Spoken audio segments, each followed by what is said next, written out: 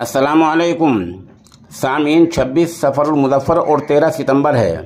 ख़बर का उन्वान है समाजवादी पार्टी के लीडर आदम खां के घर और ठिकानों पर महकमा इनकम टैक्स की छापामार कार्रवाई। महकमा इनकम टैक्स ने समाजवादी पार्टी के कदावुल लीडर आदम खां के घर पर आज छापा मारा है। इस तरह उनके जो और ठिकाने हैं तंजीम के दफातर हैं, रामपुर में है, लखनऊ में, मेरठ, गाजियाबाद, सहारनपुर और सीतापुर, यहाँ भी छापामार कार्रवाई की है। इल्ज़ाम यह है कि आदम खां का जो जौहर ट्रस्ट है उसमें कुछ बेज़ाब्तियाँ पाई गई हैं।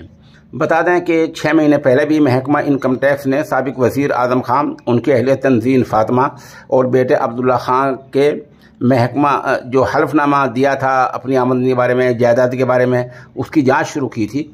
अब बताया जा रहा है कि जो हल्फनामा दिया उसमें कुछ बेज़ाब्ती हुई है।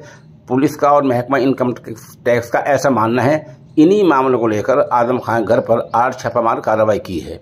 खुलासा फिर बता दें कि आदम खां का जो जौहर ट्रस्ट है, इल्ज़ाम यह है कि उसमें कुछ बेज़ाब्ती हुई है। दूसरा इल्ज़ाम यह है कि आदम खान ने और उनके बेटे ने इलेक्शन लड़ते वक्त यानी इलेक्शन लड़ने से पहले जो हल्फनामा इलेक्शन कमीशन को दिया था अपनी आमदनी का और जायदाद का, उसमें भी कुछ गड़बड़ी है। इन दो बातों को लेकर महकमा इनकम टैक्स ने आज छापामार कार्रवाई की है।